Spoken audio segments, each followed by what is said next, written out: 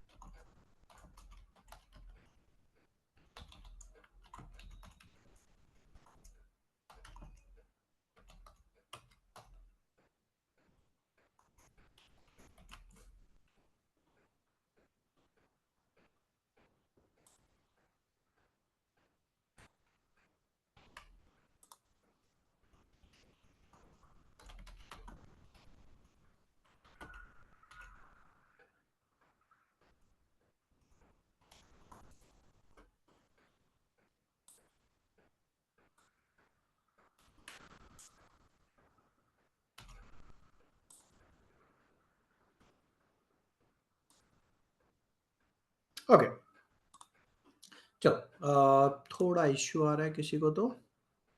Hello Amar, finally we are meeting, will discuss जो अपन ने बात की थी। ओके, तो मैं था कि जो भी मैं डिस्कस करने वाला हूं, of course that can only work जब तुमने टेस्ट के लिए प्रिपेयर किया है। तो जिस तरीके से मैंने तुम्हें प्रॉमिस किया कि तुम्हारे टेस्ट में डेफिनेटली 20 to 50% मार्क्स इंप्रूव हो जाएंगे, ये दो फैक्टर पर डिपेंड करेगा। एक फैक्टर कि तुम टेस्ट के लिए ठीक से प्रिपेयर करो। ओवर द टाइम जो मैंने रियलाइज किया है कि स्टूडेंट अपने डे टू डे होमवर्क में, क्लासेस में इतने ऑक्यूपाइड हो जाते हैं कि वो टेस्ट की प्रिपरेशन को कंटिन्यूअसली नहीं कर पाते हैं। और अगर हम जेई नीट में प्रॉब्लम ये है कि कोई भी टेस्ट हो रहा है उसका सिलेबस इतना वास्ट होगा कि तुम टेस्ट से एक दिन पढ़ के सिलेबस कंप्लीट नहीं कर सकते। प्लस हमारे माइंड को इंफॉर्मेशन को प्रोसेस करने में, उसको अकोमुलेट करने में टाइम चाहिए, कुछ भी फास्ट नहीं हो सकता। तो इसलिए भी जरूरी है कि हमारे टेस्ट की प्रिपरेशन थोड़ा पहले से स्टार्ट हो जाए। तो इसके लिए एज सच मैं तुम्हें कुछ दिन में एक और नया फीचर ऐड कर दूंगा ब्रेनी में, जिसमें तुम बेसिकली अपने हर नेक्स्ट टेस्ट का स्केड्यूल ब्रेनी को फीड कर सकते हो, उसको बता सकते हो। और फिर वो तुम्हें डेली रिमाइंड कराता रहेगा कि हे, तुम्हारे नेक्स्ट टेस्ट का ये स्केड्यूल है, क्या तुमने इसके लिए टाइम डिवोट किया या नहीं। और तुम नेक्स्ट डे के स्केड्यूल बनाने से पहले तुम उस चीज को देख सकते हो और इंश्योर कर सकते हो कि तुम नेक्स्ट टेस्ट के लिए अपना एटलीस्ट दिन का 1-1.5 घंटा उस टेस्ट के प्रिपरेशन में लगाओ। तो डेली होमवर्क क्लासेस वगैरह में बहुत ज्यादा ऑक्यूपाइड हो जाते हैं, तो लोग टेस्ट के लिए प्रिपेयर करना ही भूल जाते हैं।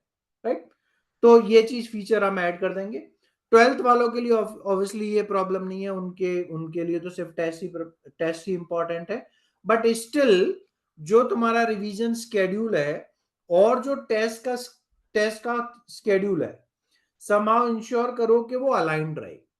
ऐसा नहीं है कि नेक्स्ट टेस्ट में लेट से मैकेनिक्स आ रही है और तुम मॉडर्न फिजिक्स रिवाइज कर रहे हो, तो फिर ऑफ कोर्स अगर टेस्ट के लिए हमारा सिलेबस कंप्लीट नहीं होगा तो फिर हम लिमिटेड मार्क्स ही एक्सपेक्ट कर सकते हैं। राइट, तो बहुत बहुत जरूरी है कि हम इंश्योर करें कि जो हमारा टेस्ट का सिलेबस है उसको हम धीमे धीमे धीमे कवर करते जाएं। ये एक्सपेक्ट ना करें कि टेस्ट से एक दिन पहले पढ़ के तुम टेस्ट में अच्छे मार्क्स स्कोर कर सकते हो। रीजनेबल मार्क्स आ जाएंगे बट अच्छे मार्क्स नहीं आ पाएंगे, राइट? तो लेट्स स्टार्ट। तो विद दैट अजम्पशन कि तुम टेस्ट के लिए प्रिपेयर करके जा रहे हो, जितना बेटर कर सकते हो, जितना तुम्हें टाइम मिल रहा है, जितना तुम कर पाते हो उतना तुम प्रिपेयर करके जा रहे हो। और फिर हम कैसे इंश्योर कर सकते हैं कि जितनी तुम्हारी प्रिपरेशन है उसके रिलेटिवली तुम्हारे मार्क्स रिफ्लेक्ट हो। मैं पहले ही डिस्क्लेमर दे दूं, कभी भी जेई नीट में ऐसा नहीं होगा कि तुम जितना प्रिपरेशन करके जा रहे हो उतने एग्जैक्ट मार्क्स आ जाए, या जितने क्वेश्चन तुम कर सकते थे पॉसिबली वो सारे तुम कर पाओ। ये नहीं होगा। हमेशा 5-10% क्वेश्चन जो तुम कर सकते थे वो तुम एग्जाम टाइम पे नहीं कर पाओगे, विच इज फाइन। इसका कोई सॉल्यूशन नहीं है, राइट? इसका सॉल्यूशन है कि बहुत बहुत ज्यादा प्रिपरेशन कर रखी हो, बट नॉर्मली रीजनेबली हम ये एक्सपेक्ट करके चलेंगे कि भाई कुछ क्वेश्चन जो मैं कर सकता था बट टेस्ट में नहीं कर पाऊंगा, विच इज फाइन। हमें इंश्योर करना है कि एटलीस्ट मैं जितने कर सकता था, जितना सिलेबस मैंने कंप्लीट किया, जितनी प्रिपरेशन मैंने करी, जिस लेवल की प्रिपरेशन करी, उसके अकॉर्डिंग जितना मैं कर सकता था उसके एटलीस्ट मैं 80-90% स्कोर कर सकूं। और अगर तुम ऐसा कर पा रहे हो तो फिर बहुत बढ़िया चल रहा है, मतलब तुमने टेस्ट को अटेम्प्ट करना, टेस्ट नॉलेज को मार्क्स में कन्वर्ट करना सीख लिया है। तो ये हमारी एक्सपेक्टेशन है, ये हम अचीव करने की कोशिश कर रहे हैं। फ्लो ऐसा रहेगा हमारे पूरे सेशन का कि मैं डिस्कस करूंगा कि किस तरीके से तुम्हें टेस्ट के माइंडसेट को डेवलप करना है, वहीं गड़बड़ चल रही है सबसे बड़ी। तो फिर तुम्हें टेस्ट कैसे अटेम्प्ट करना है, और अगर हमारे पास टाइम रहा तो फिर टेस्ट के टाइम पे जो स्ट्रेस डेवलप होती है उसको कैसे मैनेज करना है। अगर टाइम नहीं रहा तो फिर हम नेक्स्ट सेशन में वो डिस्कस करेंगे। अदरवाइज मैंने यूट्यूब पे वो वीडियो भी बना रखी है जो मैं शेयर कर दूंगा, अगर तुमने अभी तक नहीं देखी तो तुम देख सकते हो। बट अगर टाइम रहा तो मैं तुम्हें थोड़ी प्रैक्टिस करा दूंगा, क्योंकि हर चीज की हमें हैबिट डालनी पड़ेगी। सिर्फ जानने से चीजें नहीं होंगी, हमें उनको प्रैक्टिस करना पड़ेगा, हैबिट में लाना पड़ेगा, अपने माइंड को प्रिपेयर करना पड़ेगा कि उन जो एबिलिटी हैं उनको एक्चुअली में मैं अप्लाई कर सकूं, राइट? नोइंग एंड अप्लाइंग दो डिफरेंट चीज है। मैं आज तुम्हें बता दूंगा कि किस तरीके से टेस्ट को अटेम्प्ट करना है, दैट इज नोइंग। बट उसको तुम टेस्ट के अटेम्प्ट के टाइम अप्लाई करो, वो तुम्हें स्टिल प्रैक्टिस करनी पड़ेगी और वो ओवर द टाइम तुम्हें डेवलप करना पड़ेगा। तो विद टेस्ट अगर तुम कॉन्शियसली उन चीजों को अप्लाई करने की कोशिश करोगे तो विद टेस्ट तुम उन चीजों में बेटर बेटर बेटर होते जाओगे, और हम ऐसी होप करेंगे कि तुम इनफ प्रैक्टिस कर लो फाइनल एग्जाम से पहले, राइट? तो let's go without any wasting time. मैं होप कर रहा हूं तुम लोगों को पीपीटी दिख रही है, राइट? क्योंकि मैंने शेयर कर रखी है, राइट? गुड। मैंने रिकॉर्ड भी स्टार्ट कर रखा है, right? Okay, everything is set, great. तो पहला क्वेश्चन मैं तुमसे जानना चाहूंगा कि हम इतना फ्रस्ट्रेटेड क्यों हो जाते हैं लो मार्क्स की वजह से? तुम्हारे लो मार्क्स आते हैं तो लोग फ्रस्ट्रेटेड हो जाते हैं। सबसे ज्यादा मैसेज मुझे तभी आते हैं जब लोगों का टेस्ट हुआ और उनके मार्क्स ना आए। तुम्हें क्या लगता है, तुम्हें वो फ्रस्ट्रेशन क्यों डेवलप होती है जब तुम्हारे लो मार्क्स आते हैं? क्या तुम्हारे माइंड में चल रहा होता है कि वो फ्रस्ट्रेशन क्रिएट करता है? क्या लगता है तुम्हें? तुम अनम्यूट भी कर सकते हो, यहाँ ये ऑब्वियसली वेबिनार मोड नहीं है, तो तुम अनम्यूट करके आंसर कर सकते हो, अदरवाइज चैट कर सकते हो। बट मैं ट्राई करूंगा कि हम कन्वर्सेशन करें rather than monologue, right? It feel we are cheating with our parents, very good answer.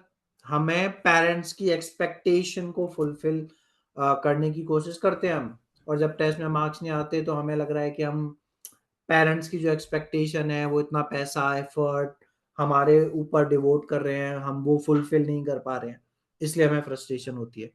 Very good वेदांत। और लोगों को क्या लगता है? सर यस, तो जनरली ऐसा होता है कि जो टारगेटेड स्कोर से कम आते हैं या फिर जो दूसरों के स्कोर से कंपैरिजन में हमारे मार्क्स इतने कम्पिटिटिव नहीं होते हैं, तो कभी कभी ऐसा भी लग जाता है, डिमोटिवेशन सा होता है। कंपैरिजन। सो एक और कॉमन इज कंपैरिजन। तुम अपने आप को कॉन्स्टेंटली अपने क्लास के स्टूडेंट से, अपने फ्रेंड से कंपेयर कर रहे होते हो और उनसे रिलेटेड मार्क्स कम आ जाए तो तुम्हें बहुत बुरा लगता है। Very good. और क्या रीजन है लोगों का? सर एक रीज़न तो ये भी है कि जैसे 10th तक तो हमेशा से ही ऐसे अच्छे मार्क्स आते हों एंड देन अचानक से 11th स्टैंडर्ड में इतना बड़ा डाउनफॉल हो एंड अगर मार्क्स नहीं बढ़ रहे हों तो फिर बुरा थोड़ा तो लगता है। मतलब हमें हर कोई कहता है कि 11th टफ है वगैरह, बट इतना कितना टफ है कि मार्क्स बढ़ ही नहीं रहे, तो फिर वो राइट। भी है। एंड तो 10th में तुम बहुत अच्छे स्टूडेंट रहे हो, हमेशा तुम्हारे टेस्ट में मार्क्स आए हैं, बट 11th में आते ही जेई नीट की प्रिपरेशन स्टार्ट करते ही वो डाउनफॉल बहुत ज्यादा होता है और लगता है कि अरे ये क्या हो गया। मतलब ठीक है, चीजें डिफिकल्ट है, बट कितनी डिफिकल्ट है कि कोई भी मार्क्स नहीं आ रहे हैं। पहले 90 आते थे, अब 30 भी नहीं आ रहे हैं। हाँ, प्रिपरेशन के रिलेटिव मार्क्स कम आए तब फिर एक्सपेक्टेशन से भी 90% कम आए। हाँ, तो तुम्हारी एक्सपेक्टेशन होती है कि मैंने इतना प्रिपेयर किया है और उतने मार्क्स नहीं आ रहे होते, राइट?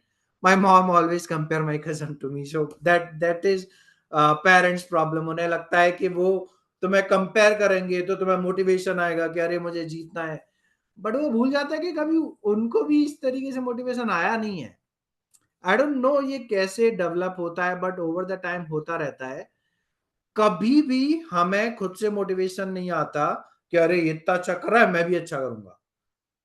नहीं होता है। तुम एक्चुअली में कोई अच्छा कर रहा हो तो तुम थोड़ा डिमोटिवेटेड ही फील करते हो, बट पेरेंट्स को लगता है कि अगर हम बच्चे को कंपेयर करेंगे तो उसको मोटिवेशन फील होगा। तो again because of lack of understanding, उनको जितना समझ में आता है वो उतना कर रहे होते हैं। नॉट देयर फॉल्ट, वो अपनी अंडरस्टैंडिंग से कर रहे होते हैं। ओके, सो तुमने बहुत सही आंसर दिए। जो क्लोजर टू माय अंडरस्टैंडिंग है कि पेरेंट्स का प्रेशर होता है। पेरेंट्स कॉन्स्टेंटली कंपेयर करते रहते हैं, वो एक्सपेक्ट करते हैं तुम्हारे अच्छे मार्क्स आए, राइट? तो ये प्रॉब्लम होती है। Okay Amar, I try to use a mix of Hindi and English, right? Okay, sir एक रीज़न और भी है। सॉरी, या आई फील एक रीज़न और भी है। जैसे सर हमारे कोचिंग में कैसा है कि हमारे जो एक केमिस्ट्री के टीचर हैं, हर टेस्ट के बाद वो ना खड़ा करते हैं। वो ऐसे बोलेंगे कि इतने से इतने रेंज में जिसके भी आए हैं वो बत खड़े हों, फिर इतने से इतने रेंज के हैं ये बैठ जाए, एंड जिनके सबसे कम होते हैं, जिनमें आजकल तो मैं उन्हीं रेंज में हूँ, तो हमें खड़ा रखते हैं एंड देन पूरे क्लास के सामने वो अलग से हर टेस्ट के बाद 15 मिनट सुनाएंगे कि हम मेहनत नहीं कर रहे हैं या क्यों मार्क्स नहीं आ रहे हैं। अब ओके हमारे नहीं आ रहा है, बट लाइक इस तरह हर टेस्ट के बाद फिर डिमोटिवेशन होता है। Right. Again again lack of understanding of human nature. उन्हें लगता है कि अगेन हम स्टूडेंट्स को सुनाएंगे तो उन्हें मोटिवेशन होगा, जबकि एग्जैक्टली अपोजिट हो रहा होता है, राइट? अगर वो तुम्हें टेस्ट के बाद मोटिवेट करते हैं कि बच्चा देखो ऐसे पढ़ सकते हो, ये कर सकते हो, मुझे पता है तुम मेहनत कर रहे हो, तो तुम मोटिवेटेड फील करोगे। But they do exactly opposite, क्योंकि वो आसान होता है। एक तो लैक ऑफ अंडरस्टैंडिंग है कि ह्यूमन नेचर कैसे बिहेव करता है।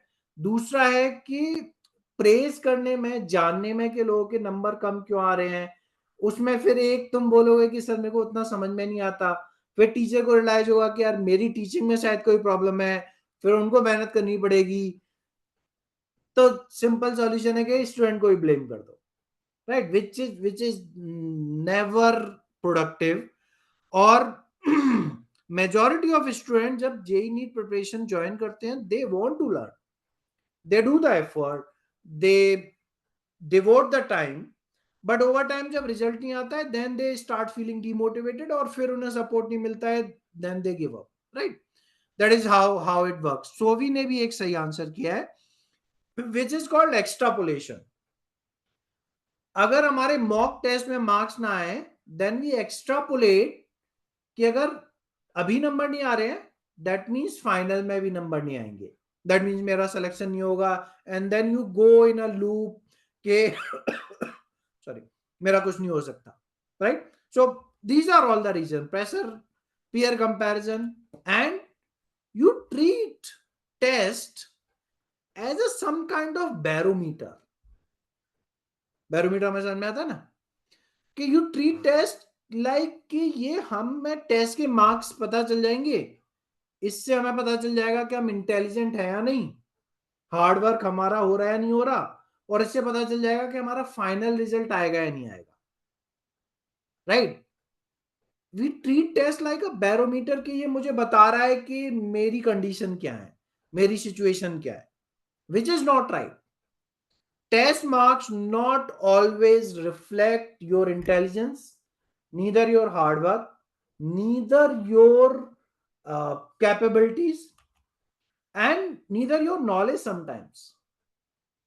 So, because मैंने जैसे वेबिनार में ही बोला था कि many of the time our knowledge will not reflected in marks, because may be हमारा 10% गैप है और उसकी वजह से मार्क्स लूज हो रहे हैं, बट वो मार्क्स जो लूज होंगे that can be 30%, 50%। So you will feel कि मेरे को 50% ही आता है, बट एक्चुअली में हो सकता है तुम्हारी नॉलेज में भी 80%, 90% है, बट बिकॉज एग्जाम का नेचर है कि it will give you marks only on final answer, so it only reward you for full knowledge, then you feel कि अरे मेरी उतनी अच्छी प्रिपरेशन नहीं है, but actually your preparation might be better, far better than you are imagining, then you are trying to assess from your test marks. तो पहले जो मैं क्लियर करना चाह रहा हूं तुम्हें वो ये है कि टेस्ट को बैरोमीटर की तरफ ट्रीट मत करो। डोंट ट्रीट टेस्ट लाइक कि it will tell me my capability, it will tell me if I'm going to get good final result or not. No, दिमाग से निकाल दो, बिल्कुल निकाल दो। क्यों? सिंपल रीजन, फर्स्ट, तुम्हारे प्रैक्टिस टेस्ट में कितने भी अच्छे मार्क्स आ जाएं, कितने भी अच्छे मार्क्स आ जाएं, तुम्हारा सिलेक्शन में काउंट तो नहीं होने वाला है, राइट। सिलेक्शन में ओनली योर फाइनल जेई और NEET marks will be counted. तुम चाहे कोचिंग के टॉपर रहो साल भर, 2 साल भर, कोई एनटीए से आके नहीं पूछने वाला है कि अरे तुम्हारे कोचिंग का टॉपर कौन है, हमें उसे सिलेक्शन करवाना है, नहीं। तो टेस्ट के मार्क्स को जो तुम इंपॉर्टेंस दे रहे हो जितनी, उतनी नहीं है शायद। तो हमें समझना है कि फिर टेस्ट के मार्क्स को देखना कैसे है, टेस्ट को देखना कैसे है। तो पहले टेस्ट को राइट पर्सपेक्टिव में रखना जरूरी है। मैं फाइनल एग्जाम की बात नहीं कर रहा हूं, मैं जो प्रैक्टिस टेस्ट तुम्हारे डे टू डे बेसिस पे होते हैं उनकी बात कर रहा हूं कि उनको राइट पर्सपेक्टिव में रखना जरूरी है। अगर हम उनको राइट पर्सपेक्टिव में नहीं रखा तो हमारे लिए कांस्टेंट फ्रस्ट्रेशन, डिमोटिवेशन का रीजन बने रहेंगे जो बहुत ज्यादा टाइम वेस्ट करेंगे। तो राइट पर्सपेक्टिव क्या है? राइट पर्सपेक्टिव है कि test is actually a learning opportunity. Test is not a test, it is not assessing कि तुम कितने इंटेलिजेंट हो, कितने बेटर हो, नहीं। Treat it like a learning opportunity और अ लर्निंग प्रोसेस। जैसे तुम्हें डेली होमवर्क करना है वैसे टेस्ट देना है, it is not much different than that. Just homework में तुम्हें असेस नहीं किया जाता कि तुमने कितने किए, कितने नंबर आए, और टेस्ट में तुम्हें असेस किया जा रहा है। अदरवाइज अगर तुम थोड़ा ब्रॉड व्यू देखो तो होमवर्क करना, प्रैक्टिस क्वेश्चन करना या टेस्ट अटेम्प्ट करने में ज्यादा डिफरेंट नहीं है। तुमने कुछ पढ़ा है, तुम उनके कुछ क्वेश्चन अटेम्प्ट करने की कोशिश कर रहे हो।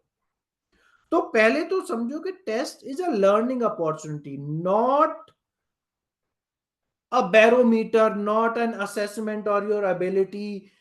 एंड उसका रिजल्ट लॉन्ग टर्म में मैटर भी नहीं कर रहा है। लॉन्ग टर्म में तो फाइनल एग्जाम का रिजल्ट ही मैटर करने वाला है, राइट। तो वो लॉन्ग टर्म पर्सपेक्टिव नहीं मिस करना है। तो समझो टेस्ट इंपॉर्टेंट कैसे है, लर्निंग अपॉर्चुनिटी कैसे है। मैंने तुम्हें इतना डिस्कस किया है रिकॉल के बारे में। टेस्ट क्या है? टेस्ट रिकॉल है, और बेस्ट वर्जन ऑफ रिकॉल है। क्यों? क्योंकि तुम्हें लिमिटेड टाइम में काम करना है, थोड़ा स्ट्रेस भी डेवलप हो रखा है, इसलिए test is the best form of recall. तुम्हारे सामने क्वेश्चन आया, तुम क्या कर रहे हो? माइंड से सोच रहे हो कि मैंने क्या पढ़ा था, what have you learned, and you are trying to recollect that information. इसीलिए ओवर रिसर्च हमने शो करती है कि एक्चुअली में जो चीजें टेस्ट में पूछी जाती हैं, whatever information have been asked in the test, you remember that information better after test, even if you fail to remember it. तुमसे कुछ पूछा, तुम पे अगर नहीं भी आया तो भी वो नेक्स्ट टाइम तुम्हें बेटर याद रहेगा, और याद आ गया तो और बेटर याद रहेगा। समझ रहे हो? तो मेरे को नंबर से फर्क नहीं पड़ता, मैं सिर्फ टेस्ट इसलिए दे रहा हूं क्योंकि मेरी एबिलिटी बढ़ रही है, मेरी लर्निंग बढ़ रही है, मैं रिकॉल कर रहा हूं टेस्ट में। और ये चीज तुम बहुत बहुत आसानी से ऑब्जर्व कर सकते हो कि जो भी चीजें टेस्ट में पूछी जाती हैं, तुम उनको आंसर करो या ना करो, तुम्हें वो ज्यादा याद रहेंगी compare to any form of learning, because it is a recall, it is an exercise in recall. इसीलिए टेस्ट इंपॉर्टेंट है, not to test you. Test का नाम ही गलत है, मुझे लगता है कुछ तो और रखना चाहिए, क्योंकि टेस्ट वर्ड सुनते ही लगता है कि ये कुछ कंपटीशन है, कुछ तो असेस किया जा रहा है। नहीं, it is just a part of learning. In test you will recall, and because you will do the recall you will learn things better. Even जो कॉन्सेप्ट नहीं पूछे जा रहे हैं, क्योंकि तुम मेमोरी में अपनी चीजें ढूंढ रहे हो, कॉन्स्टेंटली अपनी मेमोरी को सफल कर रहे हो, तो you are recalling much more than what is being asked, तो तुम्हें चीजें याद रहेंगी। इसलिए जब भी टेस्ट होना, प्रिपरेशन हुई है या नहीं है देख के आओ, क्योंकि उससे तुम्हारी लर्निंग बेटर होगी। सिर्फ जो तुम्हें रोक रहा है वो है कि कम नंबर आए तो अरे मैं इंटेलिजेंट नहीं हूं, मैं हार्डवर्क नहीं कर रहा हूं, या जो तुम्हारे टीचर है वो अननेसेसरी तुम्हें जज करने की कोशिश करेंगे, तुम्हें अननेसेसरी गिल्ट क्रिएट करने की कोशिश करेंगे। अगर हम उस चीज को हटा दें तो test is a very very good tool to improve learning, right? Also test से तुम्हें फीडबैक मिलता है, फीडबैक मिलता है कि तुम्हारी जो एक्सपेक्टेशन है लर्निंग की, कि अरे मेरे को ये टॉपिक तो अच्छी तरह आ गया, बट तुम उसको टेस्ट दो तो तुम्हें समझ में आएगा कि एक्चुअली में क्या क्या आया है और क्या क्या नहीं आया है, राइट? तो तुम्हें लगता था कि लेट्स से टॉपिक तो मेरे को अच्छी तरह आ गया है, इसके क्वेश्चन मैं कर लेता हूं, बट मैं टेस्ट में नहीं कर पा रहा हूं, तो ये मुझे समझ में आ गया कि मेरी प्रिपरेशन उस लेवल की नहीं हुई है जितना मुझे लग रहा था, तो मैं उस टॉपिक में मे भी थोड़ा एक्स्ट्रा टाइम डिवोट कर सकता हूं, या जिस टाइप के क्वेश्चन मैं नहीं सॉल्व कर पा रहा हूं उनमें मैं अच्छा टाइम डिवोट कर सकता हूं। इसी को बोलते हैं, मैं ये वर्ड बार बार क्यों भूल जाता हूं, डेडिकेटेड प्रैक्टिस नहीं, थोड़ा डिफरेंट वर्ड है, बट कॉन्सेप्ट ये है कि तुम उन चीजों पे ज्यादा फोकस करो जो चीजें तुम नहीं कर पा रहे हो। तो deliberate practice, now I got the word, deliberate practice. Deliberate practice का मैंने तुम्हें दो कॉन्सेप्ट सिखाए हैं, है ना, जो मैंने वीडियो बनाई थी। First was recall, second was space repetition, third is deliberate practice जिसका वीडियो आ रहा है। तो डेलिब्रेट प्रैक्टिस बोलती है कि आइडेंटिफाई करो कि तुम्हारी नॉलेज में गैप कहां है और उन्हीं पॉइंट्स पे एक्स्ट्रा फोकस करो, डेलिब्रेटली वही चीजें प्रैक्टिस करो, that is called deliberate practice.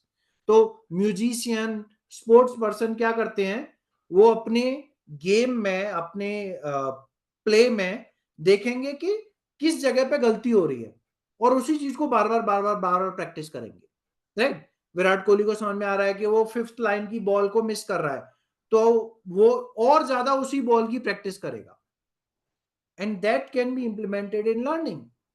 तो टेस्ट तुम्हें बताता है कि तुम्हारी नॉलेज में गैप कहां रह गए हैं, किस टाइप के क्वेश्चन है जो तुम अभी भी नहीं सॉल्व कर पा रहे हो। Now you can focus on that particular type of questions. इसीलिए टेस्ट के बाद उसको रीसॉल्व करना, उसको एनालाइज करना इंपॉर्टेंट है, क्योंकि वो डेलिबरेट प्रैक्टिस का पार्ट है।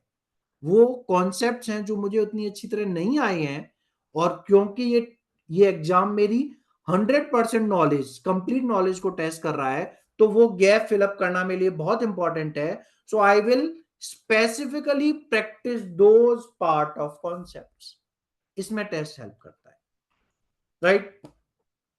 प्लस टेस्ट हम काफी चीजें कंफ्यूज करने लगते हैं, जैसे आई थिंक मेरे को कपिल ने पूछा था कि हम ऑर्गेनिक केमिस्ट्री के रिएक्शंस कैसे याद कर सकते हैं। तो ऑर्गेनिक केमिस्ट्री के रिएक्शंस याद करने में प्रॉब्लम क्या होती है कि बहुत सिमिलर सी बहुत सारी इक्वेशन, बहुत सारे रिएक्शंस है और बहुत आसानी से कंफ्यूजन हो जाता है कि किस रिएक्शन की बात हो रही है।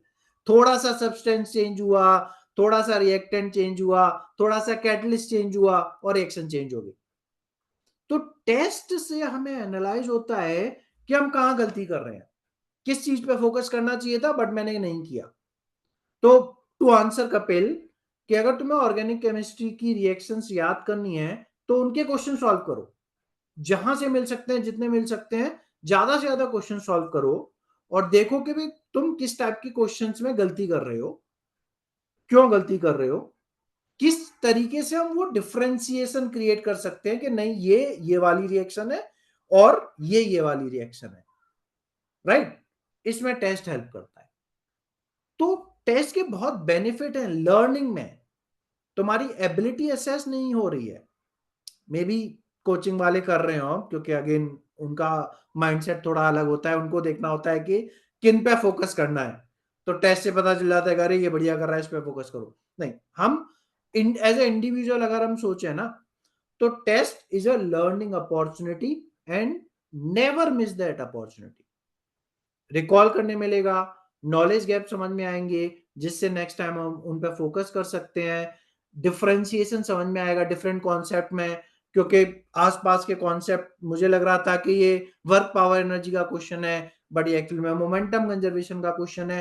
वो जो डिफरेंशिएशन क्रिएट करना है डिफरेंट कॉन्सेप्ट में, that can only happen with test. So test is a learning opportunity, not an assessment, learning opportunity. Always see test as a learning opportunity, क्योंकि फाइनल टेस्ट से पहले सारे टेस्ट लर्निंग अपॉर्चुनिटी हैं। जब तक NTA exam नहीं ले रहा है तब तक सब लर्निंग अपॉर्चुनिटी है, क्योंकि रिजल्ट तो मैटर करता ही नहीं है, right. Okay, so how to change the mindset. मेरे बोलने से नहीं होगा, है ना। मैं काफी बोल दूंगा स्टिल तो मैं वो नेगेटिव फीलिंग्स आएंगी। तो 3 चीजों का ध्यान रखो। पहले समझ लो कि गुड रिजल्ट क्या है। ये मैंने थोड़ा वेबिनार में भी डिस्कस करने की कोशिश किया था, यूट्यूब पे भी एक वीडियो बना के मैंने डाला है कि गुड नंबर्स, गुड रिजल्ट क्या है, that should be clear to you, like, and it varies from time to time. Like जो लोग अभी 11th में हैं, उनके मार्क्स इवन कम आ रहे हैं, जो तुम्हें लग रहा होगा कि कम है बट एक्चुअली में वो बेटर हो सकते हैं। जैसे मैं तुम्हें थोड़ा बॉल मार्क दूं 11th वालों के लिए, अगेन कोई हार्ड एंड फास्ट नहीं है, I am just putting an average, और तुम स्मार्ट इनफ लोग हो कि एवरेज इज एवरेज, एवरेज के साथ प्रॉब्लम होती है, राइट। तो इन द सेंस अगर तुम्हें असेस करना है ना कि तुम्हारी प्रिपरेशन सही चल रही या नहीं, simple framework for JEE student is topper का 1/3। समझो बहुत क्लियरली, टॉपर का 1/3। और इसके पीछे रीजन है, जेई एडवांस का मैंने तुम्हें ग्राफ बताया था। टॉपर स्कोर करता है 90, 91%, 92% रैंक 1, बट तुम्हें 10,000 रैंक आ जाएगी 33% पे भी। इसीलिए बोल रहा हूं मैं टॉपर का 1/3। तो अगर तुम टॉपर के 1/3 मार्क्स की रेंज में हो तो गलत नहीं चल रहा है, you are good enough, still your preparation is good enough. Obviously improvement की अपॉर्चुनिटीज हैं but it is good enough. तुम्हें पैनिक सिचुएशन में आने की जरूरत नहीं है। पॉइंट ये है, you can improve, there are opportunity to improve, but it's not a panic situation। इसी तरीके से नीट के 11th में अगर थ्रू आउट 11 तुम्हारे 300 400 450 तक मार्क्स अगर आ रहे हैं ना, 300 से ज्यादा आ रहे हैं, 350 से ज्यादा आ रहे हैं, चलो सेफ मार्क बोलूं मैं कि अगर तुम्हारे 11th में थ्रू आउट 300 350 से के अराउंड मार्क्स अगर आ रहे हैं तो यू आर गुड इनफ, क्योंकि बाद में इंप्रूवमेंट होगा और बाद में इंप्रूवमेंट एक्सपोनेंशियल होगा, राइट। तो गुड मार्क्स क्या है, उसका कॉन्सेप्ट रखो अपने दिमाग में और पेरेंट्स को भी समझाओ। पेरेंट्स को नहीं पता ना, पेरेंट्स के साथ प्रॉब्लम क्या है, उनने दिया है बोर्ड, उनको समझ में आता है बोर्ड में मार्क्स आ रहे हैं 85 90 और अब तुम लेके आ रहे हो 30%, तो पेरेंट्स तो पैनिक ही कर जाएंगे ना। पेरेंट्स पैनिक कर जाएंगे कि अरे इस हमारे बच्चे के 90% आते थे, अब 30% आ रहे हैं, तो कुछ तो गलत चल रहा है। बट उनको समझाओ कि 30% is good enough, right. 500 plus it is safe for 12th नहीं, डेफिनेटली हाँ। तो मैं 12th तक आऊं, तो 12th तक आते आते मे बी जेई मेंस के लिए अगर हम बात करें तो जेई मेंस में अगर तुम्हारे 12th में लेट्स से 40% मार्क्स से ज्यादा आ रहे हैं, राइट, तो 300 के पेपर में अगर 120 प्लस मार्क्स तुम कंसिस्टेंटली स्कोर कर रहे हो तो it is a very very very good score. Anything above that is wonders. NEET में फिर वो 350 अगर 400 हो गया है, 450 भी हो रहा है, 400 हो रहा है, मैं कह रहा हूं कि स्टिल एंड तक जो लोग 400 450 के बीच में भी होते हैं ना, वो लास्ट पुश के साथ 550 तक पहुंच जाते हैं। 100 marks is not a big thing in NEET. 100 marks is 25 questions, इतने तुम गलत कर रहे होंगे अभी के अभी, राइट। सो स्विचिंग 100 मार्क्स या जेई में 20-30 मार्क्स का स्विच लाना बहुत बड़ी चीज नहीं होती है। It's just a matter of 10% knowledge, and 10% knowledge can be improve in last 1 month 2 month. इसलिए मैं बोल रहा हूं बी वेरी क्लियर कि what is a good marks, right. Don't extrapolate. जिंदगी उतनी लीनियर नहीं है जितनी तुम्हें लगती है। एक्सट्रापोलेशन से मेरा मतलब क्या है कि अरे मेरे तो अभी 10 नंबर, मतलब मेरे तो अभी 20% नंबर आ रहे हैं, मतलब मेरे हमेशा 20% नंबर ही आएंगे, तो 20% नंबर में तो कुछ भी नहीं होता है, तो मेरी तो जिंदगी बर्बाद हो गई। ये एक्सट्रापोलेशन मत करो। Life is not linear, life is exponential, जिसके लिए हमारा माइंड प्रिपेयर नहीं है। एक्सपोनेंशियल कैलकुलेशन हमारे माइंड में नेचुरल नहीं आती हैं, राइट। तुम सोचोगे कि अरे मेरे नंबर अभी 300 आ रहे हैं तो कितने ही बढ़ जाएंगे, तुम्हें आइडिया भी नहीं है कितने बढ़ जाएंगे। जब एक्सपोनेंशियल ग्रोथ स्टार्ट होती है तो डबल होने में कोई बड़ा टाइम नहीं लगता है। तुम सोचो अरे सर मेरे तो अभी 80 90 100 नंबर ही आ रहे हैं, मेरा जेई मेंस कैसे होगा। 30% मार्क्स स्कोर, 30% कब जल्द स्कोर एक्स्ट्रा होना स्टार्ट हो जाएगा तुम्हें पता भी नहीं चलेगा, क्योंकि growth is exponential. Life, everything in life is exponential, but हमारा माइंड लीनियर सोचता है, राइट। तो एक्स्ट्रापोलेट मत करो, तुम्हारे माइंड की कैपेबिलिटी नहीं है, इसलिए इतना आगे का सोचो मत। फ्यूचर प्रेडिक्ट करना बहुत बहुत बहुत मुश्किल है। मैं तुम्हें गारंटी दे सकता हूं, तुम इमीडिएट फ्यूचर प्रेडिक्ट कर सकते हो, कल का प्रेडिक्ट कर सकते हो कि कल का मेरा दिन सर ऐसा जाएगा, मोरलेस वैसा ही जाएगा। बट तुम 1 महीने बाद का प्रेडिक्ट करने की कोशिश करोगे ना, काफी चांसेस है कि वो वैसा नहीं जाएगा। और अगर तुम 3 महीने बाद का प्रेडिक्ट करने की सोच रहे हो ना, भूल जाओ, तुम प्रेडिक्ट कर ही नहीं सकते अपने दिन को, कुछ भी कर लो। क्योंकि लाइफ, हमारा माइंड तुम्हें ऐसा बिलीव कराने की कोशिश करेगा कि वो फ्यूचर प्रेडिक्ट कर सकता है, बट वो ज्यादा से ज्यादा इमीडिएट फ्यूचर प्रेडिक्ट कर सकता है। लॉन्ग टर्म फ्यूचर हमारा माइंड प्रेडिक्ट नहीं कर पाता। तो एक्स्ट्रापोलेट मत करो, तुम्हारा माइंड करेगा, उसको बोले शांत रहे, तेरे बस का नहीं है, उसकी बिल्कुल सुननी नहीं, right. We can not predict future, ठीक है। Third, don't compare. ये चीज में मैंने वेबिनार में काफी क्लियर करने की कोशिश की थी कि एब्सोल्यूट मामला है, कंपटीशन नहीं है। तुम जेई मेंस में 150 स्कोर कर लो, तुम्हारे 98 99 परसेंटाइल आ जाएंगे, दुनिया क्या कर रही है कोई फर्क नहीं पड़ता। तुम नीट में 600 650 स्कोर कर लो, दुनिया क्या कर रही है कोई फर्क नहीं पड़ता। तो कंपटीशन नहीं है, कंपटीशन नहीं है तो कंपैरिजन का कोई रीजन नहीं है। प्लस तुम्हें लगता होगा कि अरे मेरा दोस्त तो मेरे से कम पढ़ता है, इसके नंबर ज्यादा कैसे आ रहे हैं। भरोसा रखो तुम्हें आइडिया नहीं है, तुम बस अपने परसेप्शन पे सोच रहे हो कि अरे ये तो मेरे से कम पढ़ता है बट मेरे से ज्यादा नंबर ले आता है, तो मैं इंटेलिजेंट नहीं हूं क्या। सब तुम्हारा माइंड है जो तुम्हारे साथ खेल रहा है। तुम्हें कोई आइडिया नहीं है वो कितना पढ़ता है, क्या उसकी एबिलिटी है, किस वजह से उसके नंबर आए, कोई आइडिया नहीं है तुम्हें। उसकी लाइफ को या तो तुम उस पर पूरा कैमरा लगा के बैठो, उसके दिमाग के अंदर कैमरा लगा के बैठो कि वो दिन में क्या कर रहा है, क्या सोच रहा है, और फिर पता कर पाओ कि अरे उसके नंबर क्यों ज्यादा आ रहे हैं। वरना बस तुम गैस वर्क कर रहे हो ना कि अरे ये तो कम पड़ता है, ज्यादा नंबर क्यों आ रहे हैं। गैस है ना तुम्हारा, तुम्हें क्या पता। तुम तो ना उसके साथ पूरी जिंदगी बिता रहे हो, पूरा दिन रात बिता रहे हो। इवन रूममेट के साथ भी तुम पूरा दिन जिंदगी नहीं बिता रहे हो। क्या पता तुम क्लास में कितना वो फोकस कर रहा है, तुम कितना फोकस कर रहे हो। राइट। मैं क्वेश्चन पे अभी फोकस नहीं कर रहा हूं, है ना, मैं बाद में ले लूंगा ये सारे क्वेश्चन, तुम डालते रहो, वो कोई इश्यू नहीं है, बट मैं एंड में लूंगा उनको। तो डोंट कंपेयर, कोई पॉइंट नहीं है, कोई कंपटीशन नहीं है तुम्हारा। It is very very absolute. अपने नंबर पे फोकस रखो, देखो तुम इंप्रूवमेंट कर रहे हो या नहीं कर रहे हो, पड़ोसी क्या कर रहा है कोई फर्क नहीं पड़ता, अनटिल अनलेस तुम्हें रैंक 1 लानी हो। क्योंकि रैंक 1 वाले के लिए ही कंपटीशन है कि अरे मुझे रैंक 1 लेके आनी है, तो किसी और ने मेरे से ज्यादा नंबर ले आए तो मेरी रैंक 2 हो जाएगी, उसके लिए कंपटीशन है। बाकी किसी के लिए कंपटीशन नहीं है। बाकी तुम्हारी 1000 आ रही है या 1001 आ रही है, कोई फर्क नहीं पड़ेगा तुम्हारी जिंदगी पे। दोनों लोग सेम क्लास सेम ब्रांच में जा रहे होंगे।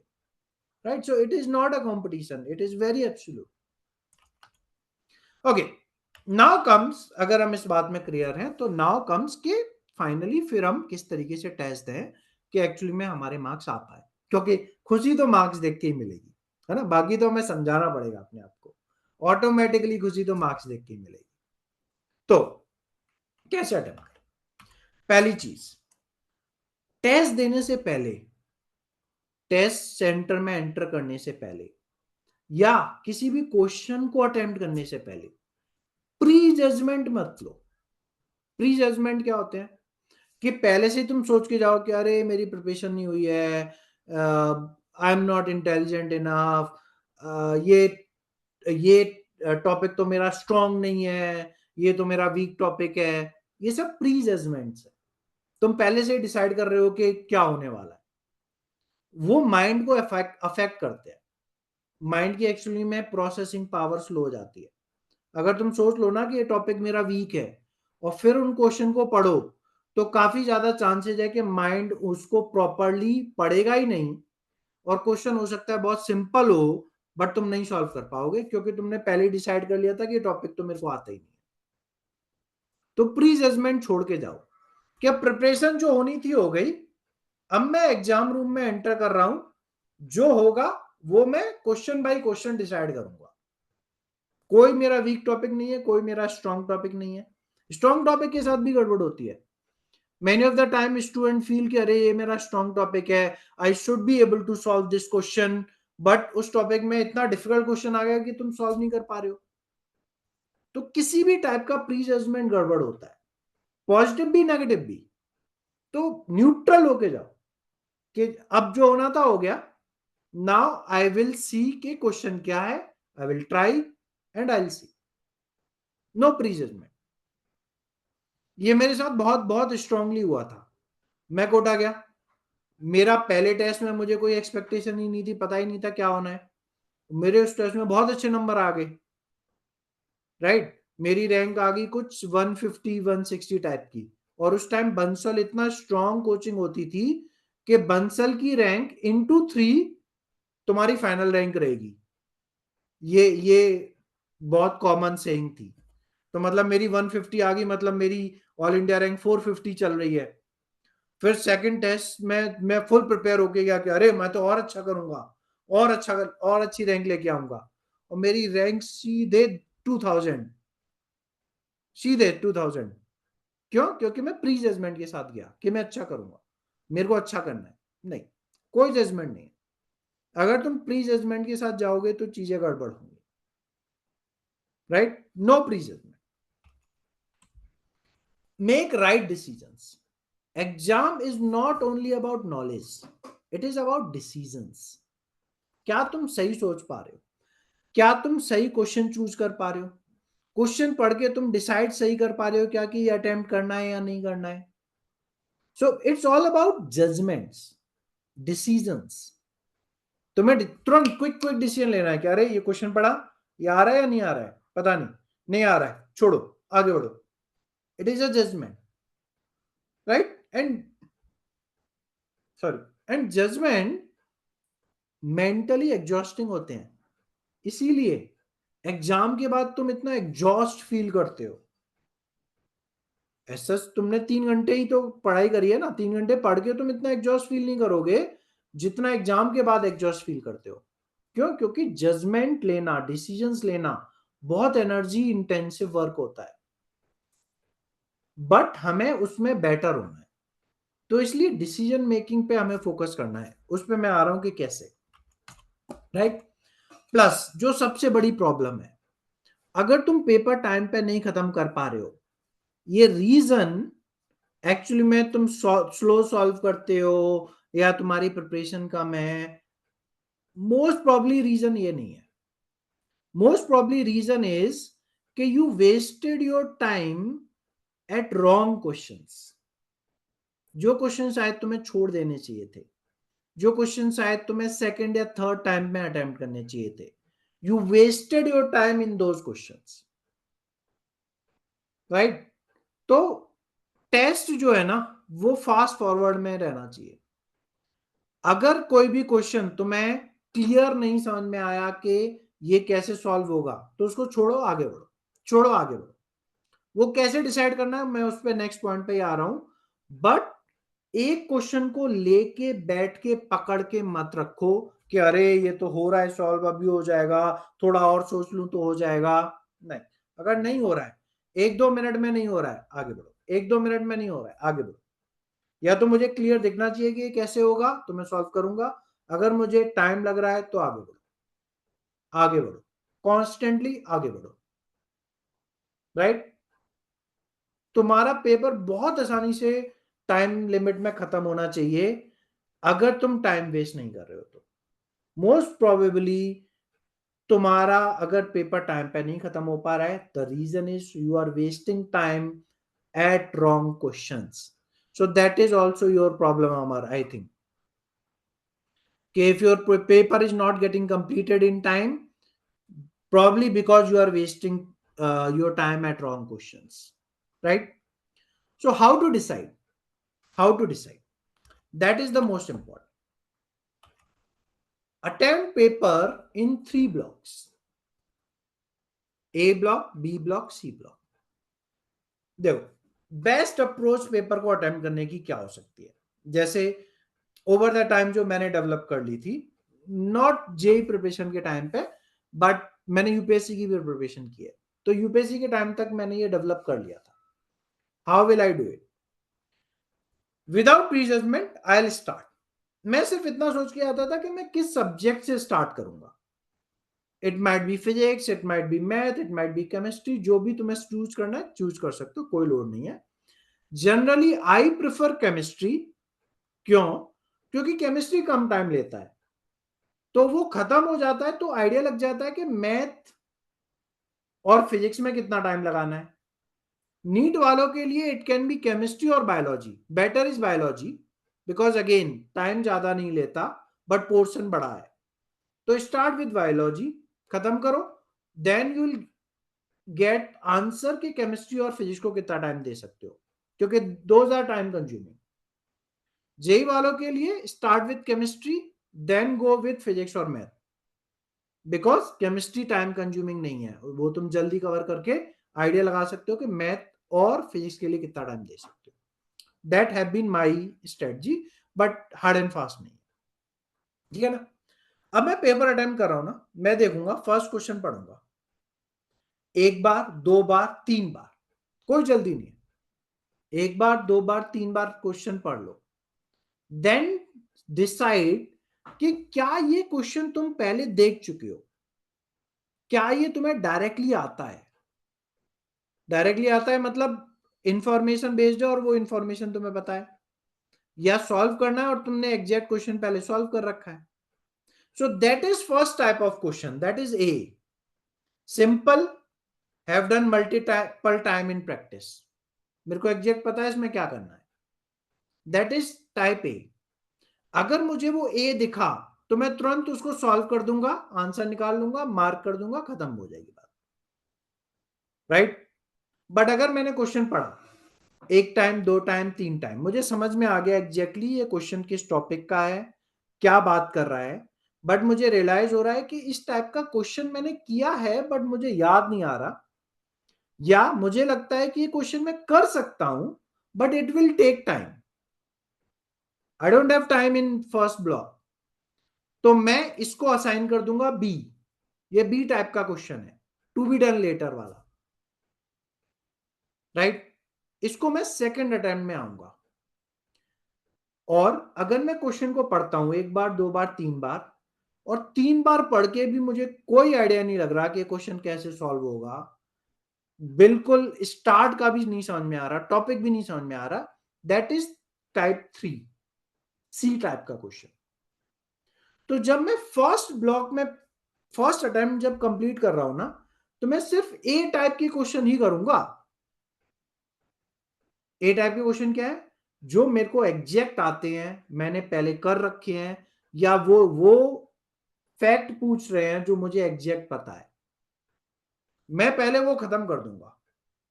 करते जाओ करते जाओ करते जाओ। इसमें भी ए टाइप के क्वेश्चन में हो सकता है कि तुम्हें पहली बार क्वेश्चन पढ़ के लगे कि ये आसानी से हो सकता है, बट टाइम लग रहा है।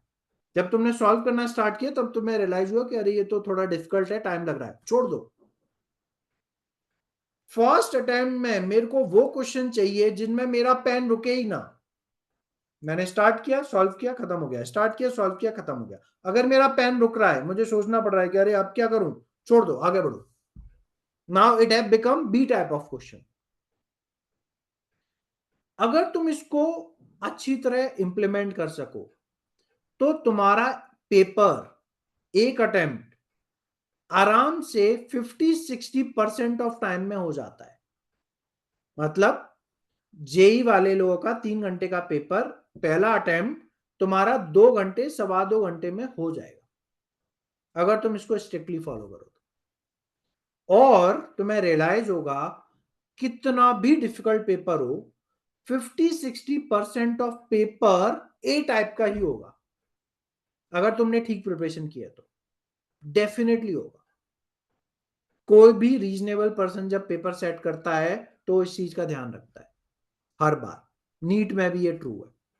नीट में भी अगर तुम ये करोगे तो फर्स्ट अटेम्प्ट तुम्हारा 2 आवर 15 मिनट में डेफिनेटली हो जाएगा। अगर ये नहीं हो रहा है तो मतलब तुम गलत क्वेश्चन पे टाइम वेस्ट कर रहे हो, तुम छोड़ नहीं रहे हो, तुम उसको लेके बैठे हो, you are wasting your time. It is not getting solve but you are not leaving it, right. ये मेरा फर्स्ट अटेम्प्ट हुआ। Now I will start the second attempt, जहां पे वो क्वेश्चन करूंगा जिनमें मुझे थोड़ा दिमाग लगाना है या जिनमें मुझे थोड़ा सोचना है, जो बेसिकली क्रॉस कॉन्सेप्ट क्वेश्चंस है, जो थोड़े डिफिकल्ट है बट मैं कर सकता हूं, मैंने किया है इस टाइप का क्वेश्चन, मैं उनको अटेम्प्ट करने की कोशिश करूंगा, राइट। ये मेरा बी अटेम्प्ट होगा। इसमें भी रुकना नहीं है, इसमें भी हो सकता है कि तुमने सोचा आप 2 मिनट 3 मिनट लग रहे हैं, 4 मिनट हो गए बट क्वेश्चन सॉल्व नहीं हो रहा है, आगे बढ़ो। Now it have become C type of question. अब मैं भी सेकंड अटेम्प्ट खत्म कर लूंगा। It generally take 30 minute, second attempt generally take 30 minutes. और अब तक तुम डेफिनेटली 60-70% ऑफ पेपर अटेम्प्ट कर चुके होंगे। Now comes the C part of question, जो मेरे को बिल्कुल आइडिया नहीं लग रहा है बट स्टिल उनको ट्राई करो। काफी चांसेस हैं कि उनमें से भी कुछ क्वेश्चन अब सॉल्व हो जाए, काफी चांसेस है, बट ये तभी होगा जब तुम सी टाइप ऑफ अटेम्प्ट कर पाओ टाइम के अंदर। मैं इसका रीजन बताता हूं, इसका इसका बहुत प्रॉपर साइंटिफिक रीजन है। इस कॉन्सेप्ट को बोलते हैं आइंस्टलंग, जर्मन वर्ड है। आइंस्टलंग बोलता है कि अगर तुम किसी चीज को एक टाइप का थॉट दे रहे हो तो तुम स्टक हो जाते हो, फिर तुम्हें और थॉट नहीं आते हैं। बट अगर तुम उसको छोड़ दो और दोबारा आओ तो फिर दिमाग नए थॉट जनरेट कर पाता है। तो जो माइंड ब्लॉक हो जाता है ना, उसको आइंस्टलंग बोलते हैं।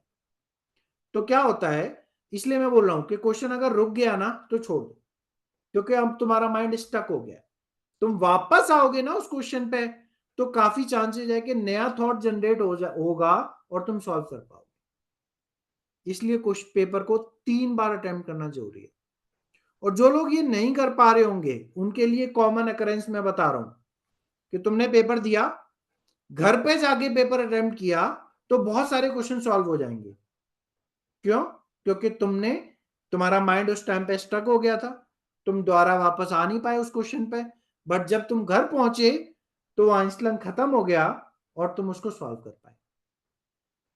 इसलिए पेपर 3 बार अटेम्प्ट करना जरूरी है। राइट? लास्ट चीज पेपर अटेम्प्ट में, लास्ट चीज, less is more. What do I mean by less is more? Attempt कम हो चलेगा, एक्यूरेसी ज्यादा इंपॉर्टेंट है, मिस्टेक नहीं होनी चाहिए। जैसे Amar, you send me the analysis that your 18 question was wrong, which is very high, right? In a paper of 60 question, 18 question is very high. So problem is accuracy. So accuracy में क्या होता है कि 2 type की mistake होती है जिनको हम सिली मिस्टेक बोलते हैं। No mistake is a silly mistake. Don't call any mistake a silly mistake. There is nothing called silly mistake. There are 2 types of mistake. One is conceptual mistake. कोई question तुमने पढ़ा but concept गलत लगाया, that is not a silly mistake, that is conceptual mistake. Means तुम 2 concept में confused हो, अभी तुम्हें थोड़ी और प्रॉब्लम करने की जरूरत है ताकि वो डिफरेंशिएशन क्रिएट हो सके। दूसरी टाइप की मिस्टेक होती है which is a calculation mistake, which is stressed mistake, कि तुम एग्जाम प्रेशर में हो और जल्दी जल्दी में 2 + 2 5 कर गए। इसको भी तुम सिली मिस्टेक बोलते हो, but it is a stressed mistake, कि माइंड स्ट्रेस्ड है एंड 2 + 2 5 कर रहा है। तो बहुत बहुत इंपॉर्टेंट चीज, 10 सेकेंड रूल। जो भी क्वेश्चन तुमने किया है उसको मार्क करने से पहले spend 10 second extra to recheck. Don't trust your mind. Exam time पे mind is in stress situation, low capacity पे वर्क कर रहा है, प्रोन टू मिस्टेक है, हमें उसको थोड़ा टाइम एक्स्ट्रा देना पड़ेगा। तुमने देखा क्वेश्चन सिंपल है, सॉल्व कर लिया, आंसर मैच भी कर रहा है, मार्क नहीं करना है, 10 सेकेंड एक्स्ट्रा। वो 10 सेकेंड में क्या करना है, एक बार क्वेश्चन दोबारा पढ़ो, सोचो कि हाँ जो किया है वो सही कॉन्सेप्ट लगाया है, कॉन्सेप्ट मिस्टेक तो नहीं कर दी, और जो कैलकुलेशन की है उसको रीचेक कर लिया जाए कि 2 + 2 5 तो नहीं कर दिया। 10 सेकेंड रूल, ये तुमने अप्लाई कर लिया ना तो तुम्हारी मिस्टेक्स हाफ हो जाएंगी पहली बार में। 10 सेकेंड रूल, कोई भी क्वेश्चन सॉल्व करने के बाद मार्क करने से पहले 10 सेकेंड एक्स्ट्रा लगाने हैं, इवन इफ इट मींस कि मैं पेपर में 5 क्वेश्चन छोड़ के आ रहा हूं, डज नॉट मैटर। अटेम्प्ट से इंपॉर्टेंट है एक्यूरेसी। अगर मैं जितना कर रहा हूं उतना सही कर रहा हूं, ये इंपॉर्टेंट है। लोग मिस्टेक क्या करते हैं, जो तुम सब लोग मानोगे, तुम क्या करते हो, तुम्हें कोई क्वेश्चन दिखाई दिया जो सिंपल है, जो तुम्हें आता है, तुम एक्साइटेड हो जाओगे। अब तुम सोचोगे कि अरे ये तो आता है, मैं जल्दी जल्दी करता हूं ताकि मेरा टाइम बचे और मैं दूसरे क्वेश्चन पे टाइम लगा सकूं। मैं कह रहा हूं अप्रोच उल्टी होनी चाहिए। जो क्वेश्चन तुम्हें आता है उस पर टाइम लगाओ, क्योंकि उसके मार्क्स मुझे मिलेंगे। जो क्वेश्चन नहीं आता है वो तो पता नहीं आएगा या नहीं आएगा, उसके लिए टाइम क्यों सेव करना है। मुझे सिर्फ ये इंश्योर करना है कि जितनी मेरी नॉलेज है उतने मेरे मार्क्स आए। मतलब अगर मुझे कोई क्वेश्चन आ गया है, सिंपल है, रुक जाओ, आराम से करो, रीचेक करो 10 सेकेंड लगा के, ताकि नंबर आए मेरे। 10 सेकेंड रूल, यहां तक सब क्लियर है? तुम्हें लगता है ये तुम इंप्लीमेंट कर सकते हो?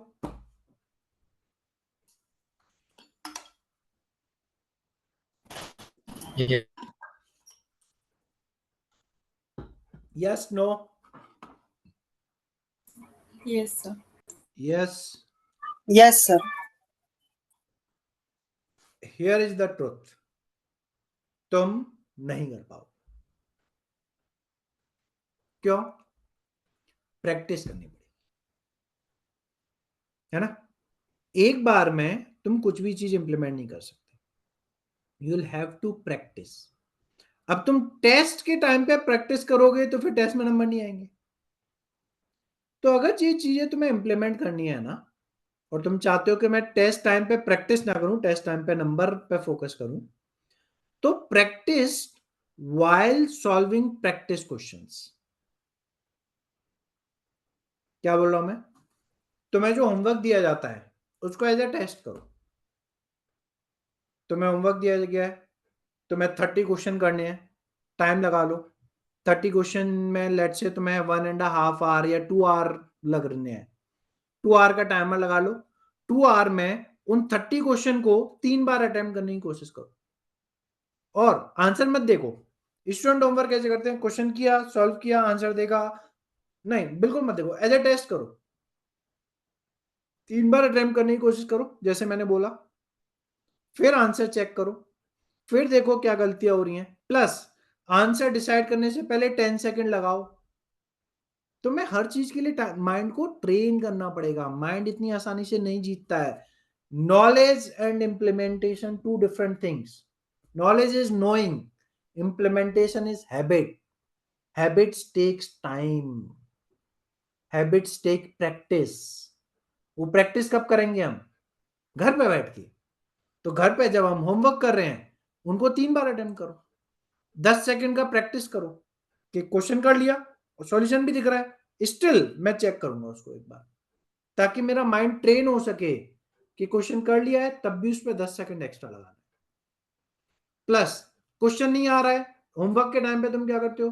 अगर तुम स्टक हो तो उसको लेके बैठे रहोगे, सोचते रहोगे, ये करोगे वो करोगे, नहीं, फिर तुम अपने माइंड को ट्रेन कर रहे हो कि एक क्वेश्चन को लेके बैठे ही रहे। होमवर्क में भी अगर तुम क्वेश्चन में फंस गए हो, छोड़ो, आगे बढ़ो।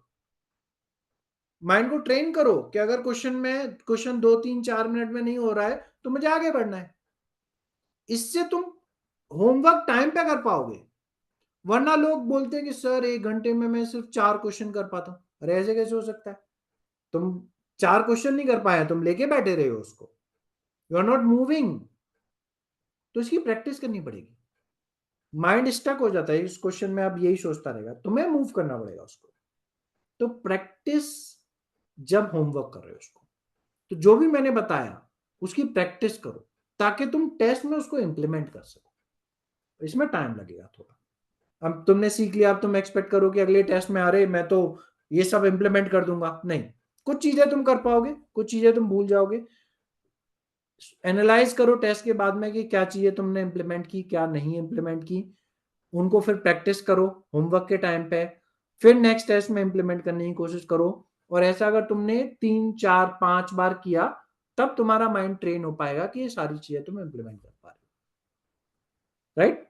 It will take time, knowledge, implementation, right. Make these your habits. Habits take time, habits take practice. ठीक है, ओके। एनालाइज द पेपर, इसके बारे में मैं डिस्कस कर चुका हूं, है ना, तो मैं ज्यादा जा नहीं रहा। मैं, जो लोग नए हैं जिनने लास्ट सेशन नहीं किया था, मैं जस्ट बहुत फास्ट गो थ्रू कर देता हूं, वरना वो सेशन इसमें पड़ा हुआ है, तुम रिकॉर्डिंग देख सकते हो, है ना। तो मैं उसको रिपीट नहीं करना चाह रहा। रीसॉल्व द होल पेपर, एनालाइज कितने क्वेश्चन अटेम्प्ट किए, कितने करेक्ट हुए, कितने मिस्टेक की, और जो क्वेश्चन तुम नहीं सॉल्व कर पाए वो इंश्योर करो कि जो मिस्टेक की और जो क्वेश्चन तुम नहीं सॉल्व कर पाए वो नेक्स्ट टाइम पे कर पाओ। Deliberate practice, that is what deliberate practice is. जो मैंने मिस्टेक की है, जो क्वेश्चन मेरे पे नहीं आए हैं, नेक्स्ट टाइम उनको मैं कर पाऊं, इसलिए मुझे उन क्वेश्चन पे फोकस करना है, डिलिबरेटली उन क्वेश्चन पे फोकस करना है। That is deliberate practice, that is the way of improving anything, चाहे वो स्पोर्ट्स है, चाहे वो लर्निंग है। डिलिबरेटली वो चीजें प्रैक्टिस की जाए जिनमें तुम स्ट्रगल कर रहे हो, जिनमें तुम मिस्टेक कर रहे हो, जो क्वेश्चन तुम नहीं सॉल्व कर पा रहे हो। So analyse the paper, do these things after every paper. अलग से एक कॉपी बना लो जिसमें ये काम मुझे अलग से करना है हर टेस्ट के लिए, ये बहुत इंपॉर्टेंट है। तो अभी 9:30 हुआ है, मैं लास्ट पार्ट पे आ ही जाता हूं, how to handle exam pressure. अच्छा, ये मैं डिस्कस करूं या तुम्हारे क्वेश्चन ले लूं, जल्दी बताओ। हम इसको 10 से आगे स्ट्रेच नहीं करेंगे, तो तुम क्या चाहते हो, इसके लिए मैं नेक्स्ट सेशन में आऊं या फिर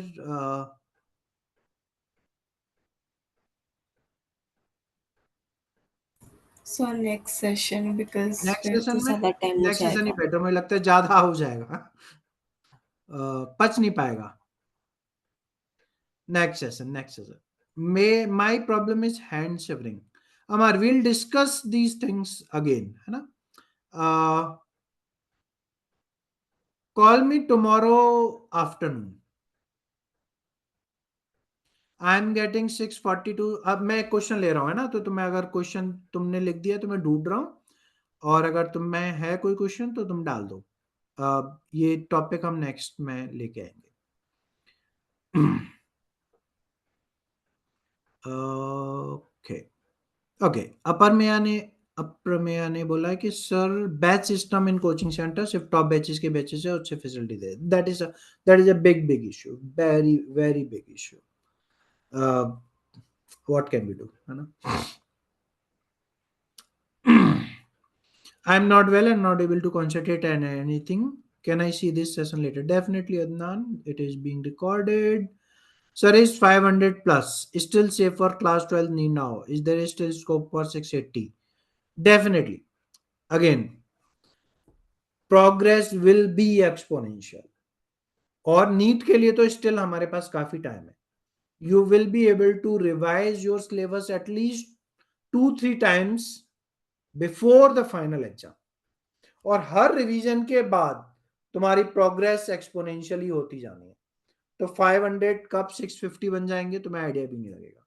on 650 is 150 marks. 150 marks is कितना,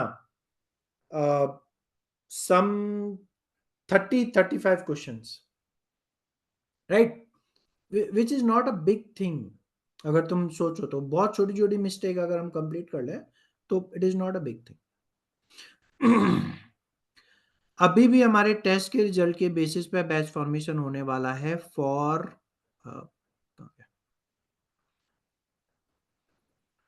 12th. I might get a lower batch, how should I take it? Don't take it.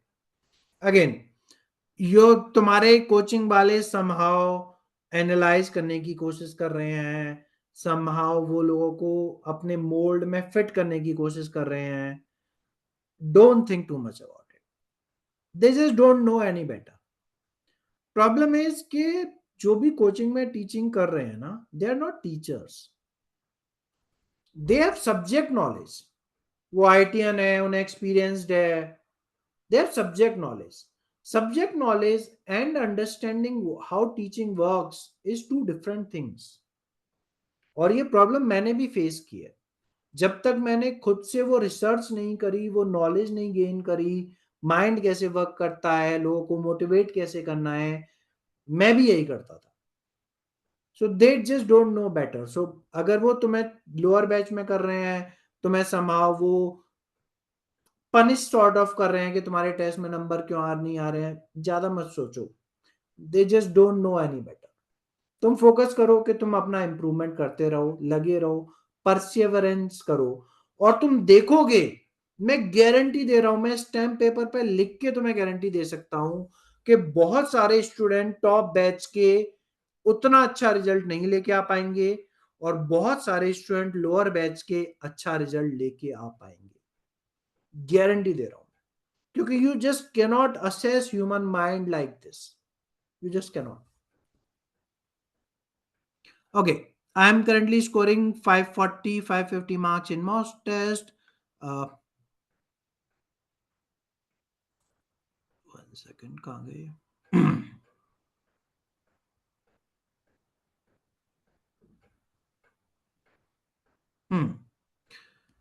How can I improve myself to get marks of 600? Again, I think, Shavi, you must have got some answer, right? One more issue is that I always get low marks in physics. How can I resolve this? Deliberate practice. तो मैं physics improve करना है, JEE वालों को math improve करना है या physical chemistry improve करनी है, मींस न्यूमेरिकल क्वेश्चंस की जब भी हम बात आ रहे हैं, the best way is deliberate practice. जो क्वेश्चन तुम पे नहीं आ रहा है उसको अपनी जिंदगी का मिशन बना लो कि नेक्स्ट टाइम उसको कर पाओ। That is deliberate practice. जो क्वेश्चन नहीं आ रहा है कोई प्रॉब्लम नहीं है, नेक्स्ट टाइम मैं कैसे कर पाऊंगा, नेक्स्ट टाइम मैं कैसे कर पाऊंगा, सिर्फ ये थॉट होना चाहिए कि नेक्स्ट टाइम मैं कैसे कर पाऊंगा।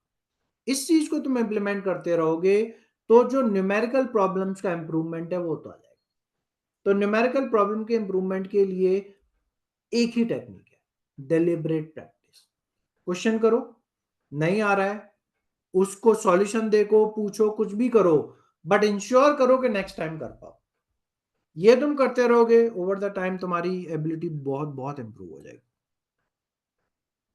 ओके, मैं कुछ और भी मिस कर गया। Okay, I am getting 640 650 marks, most of the wrong questions are silly mistake, how to avoid them? Again Kapil, no mistake is a silly mistake, either it's a conceptual mistake or it is a stressed mistake। तो conceptual mistake है उसको सिली मत बोलो, वो mistake हुई है तो एक बार उस कॉन्सेप्ट को पढ़ लो, समझ लो गलती क्यों हुई है, और अगर वो स्ट्रेस मिस्टेक है तो हम उसका थोड़ा डिस्कस करेंगे नेक्स्ट सेशन में कि कैसे स्ट्रेस हैंडल की जा सकती है। ठीक है, don't call them silly mistake, there is nothing called silly mistake. Okay, I have answered this. I have also answered this. Math improve नहीं हो रहा है तो क्या करें? जयवंत, डेलिब्रेट प्रैक्टिस। एक एक क्वेश्चन को पकड़ो और इंश्योर करो कि नेक्स्ट टाइम कर पाओ। पहली बार में कोई भी क्वेश्चन तुम कर पाओ बिल्कुल जरूरी नहीं है, बिल्कुल जरूरी नहीं है। क्वेश्चन देखो, देखो कैसे सॉल्व कर पा रहे हो, देखो कि तुम नेक्स्ट टाइम सिमिलर क्वेश्चन को कैसे आइडेंटिफाई करोगे, कैसे सॉल्व करोगे। That is only what is required.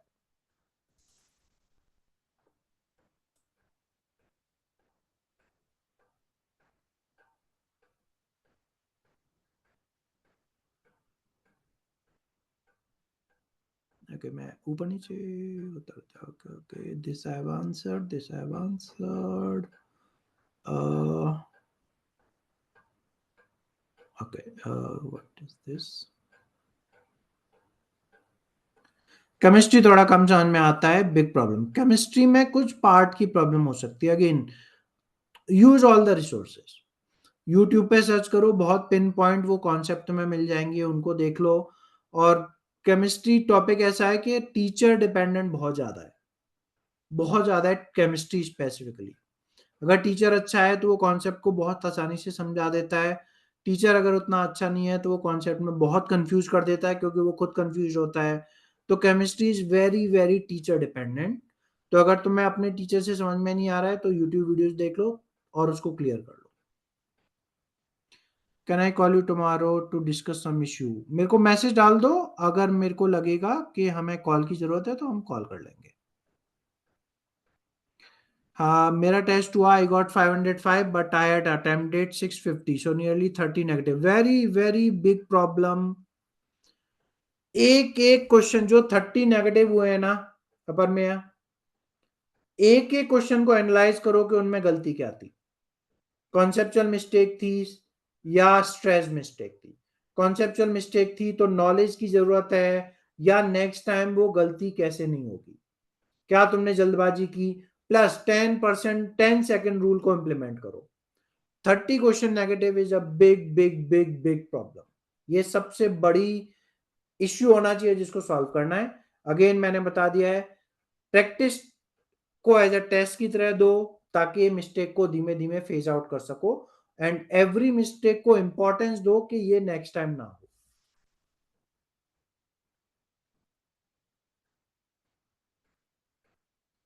Rajvardhan, drop me a message के इश्यू क्या है, देन विल डिसाइड।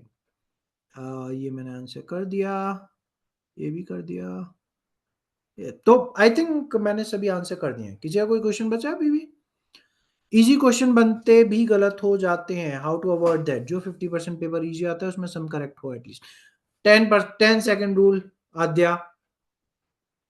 अगर इजी क्वेश्चन है मतलब तुम्हें आता है, स्लो डाउन हो जाओ, अब कंसंट्रेशन वेवर नहीं होना चाहिए, सॉल्व करो आराम से, फिर 10 सेकंड लगाओ कि उसको रीचेक करो कि हमें इंश्योर कर सके कि जो नंबर जो आता है हमें उसको हम नंबर में कन्वर्ट कर सके, right.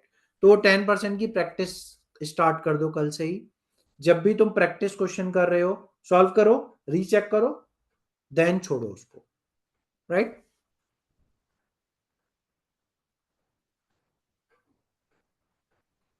Syllabus you are about to conclude. How should I? Okay. Syllabus you are about to complete. How should I revise whole syllabus and how much test should be given to score higher? मैंने ये last session में discuss किया था कपिल कि एक सारे topic का schedule बनाओ, कब तक सिलेबस खत्म करना है, रिवाइज डिवाइड करके डेली शेड्यूल बना लो। ये शेड्यूल बन जाए तो मेरे साथ शेयर कर दो, मैं तुम्हें फीडबैक शेयर कर दूंगा, है ना। तो तुम्हारा टारगेट होना चाहिए कि बोर्ड से पहले एक बार हो जाए, फिर बोर्ड के बाद 2 रिवीजन हो जाए। तो नीट से पहले ये 3 रिवीजन हो जाए, एक बोर्ड से पहले, फिर बोर्ड दे दो, फिर 2 नीट बोर्ड के बाद। टेस्ट का ये है कि अभी हर वीक एटलीस्ट एक टेस्ट देते रहो, और एंड में मतलब अप्रैल में फिर वीक में 2 टेस्ट 3 टेस्ट पे जा सकते हैं, अभी वीक में एक test.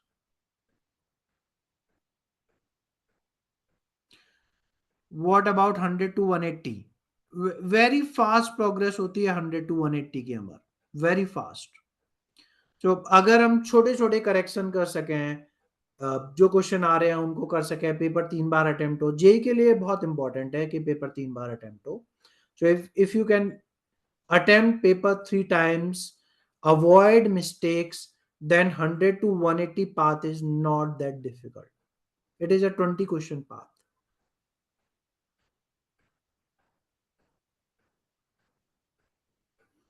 I am getting around 70-90 in JEE mains test. Yes, Ishan.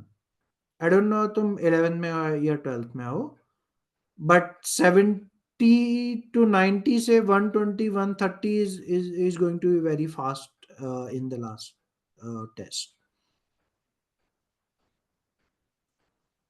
Okay, this I have answered. आद्या का भी कर दिया मैंने आंसर।